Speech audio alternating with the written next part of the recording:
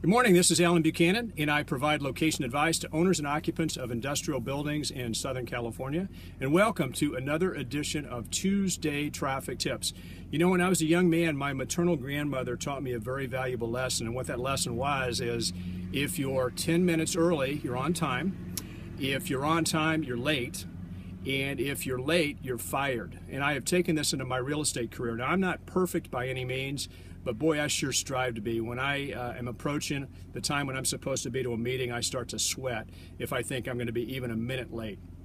So today's tip is what to do if you have a deal partner that is perpetually late.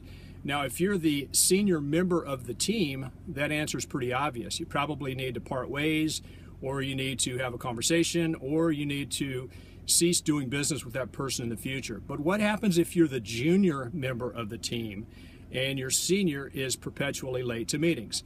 Well, here are a couple of suggestions. The first suggestion would be tell the senior that the meeting is actually 30 minutes earlier than it actually is. And if the senior is perpetually 30 minutes late, then he in fact ends up there on time. The second suggestion would be become the senior member of the team. Now, what do I mean by that? Very early in my career, I was brought into a transaction by a senior member of our company.